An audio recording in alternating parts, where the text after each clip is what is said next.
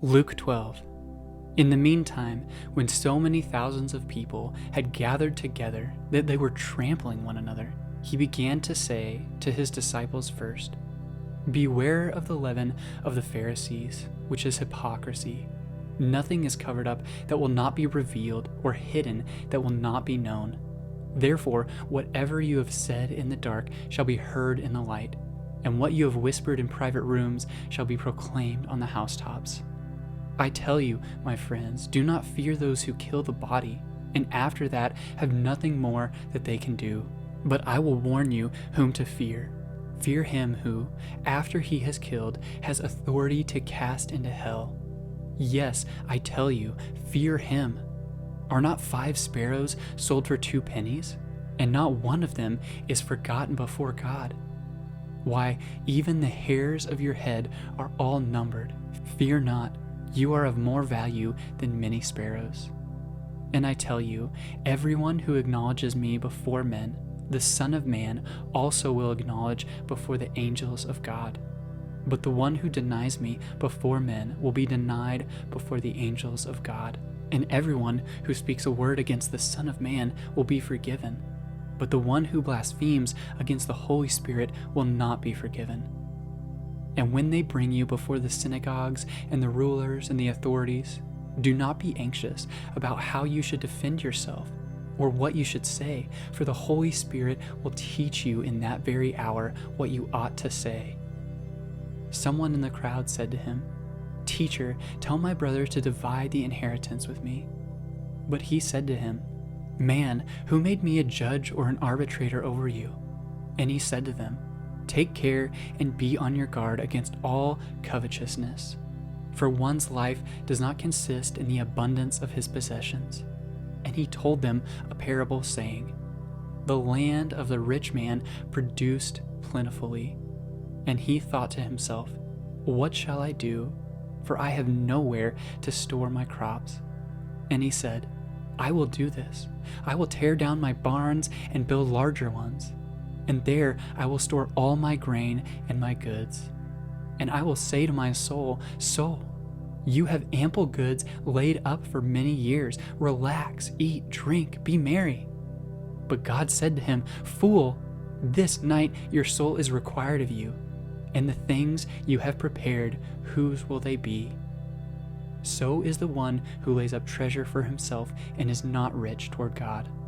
And he said to his disciples, 'Therefore I tell you, do not be anxious about your life, what you will eat, nor about your body, what you will put on. For life is more than food, and the body more than clothing. Consider the ravens, they neither sow nor reap. They have neither storehouse nor barn, and yet God feeds them. Of how much more value are you than the birds? And which of you, being anxious, can add a single hour to his span of life? If you are not able to do as small a thing as that, why are you anxious about the rest? Consider the lilies, how they grow. They neither toil nor spin. Yet I tell you, even Solomon in all his glory was not arrayed like one of these. But if God so clothes the grass, which is alive in the field today, and tomorrow is thrown into the oven, how much more will he clothe you, O you of little faith? And do not seek what you are to eat and what you are to drink, nor be worried. For all the nations of the world seek after these things, and your Father knows that you need them. Instead, seek his kingdom, and these things will be added to you. Fear not, little flock, for it is your Father's good pleasure to give you the kingdom. Sell your possessions and give to the needy. Provide yourselves with money bags that do not grow old, with a treasure in the heavens that does not fail, where no thief approaches and no moth destroys. For where your treasure is, there will your heart be also. Stay dressed for action and keep your lamps burning, and be like men who are waiting for their master to come home from the wedding feast, so that they may open the door to him at once when he comes and knocks. Blessed are those servants whom the master finds awake when he comes.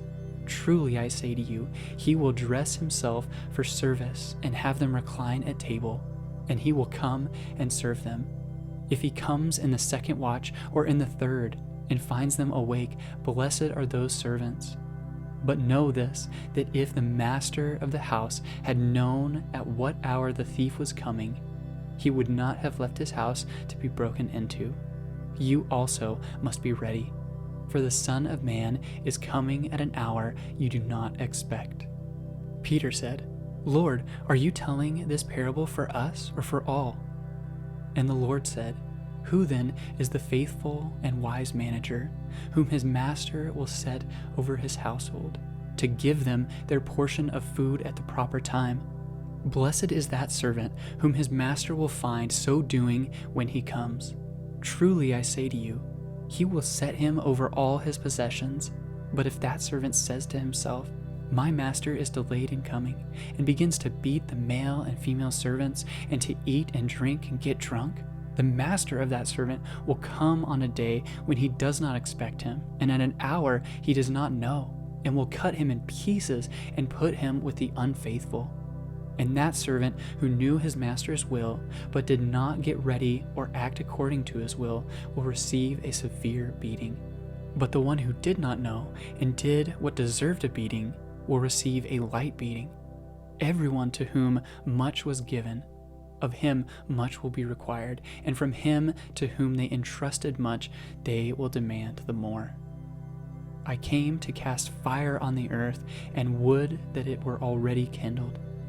I have a baptism to be baptized with, and how great is my distress until it is accomplished. Do you think that I have come to give peace on earth? No, I tell you, but rather division. For from now on, in one house there will be 5 divided, 3 against 2 and 2 against 3.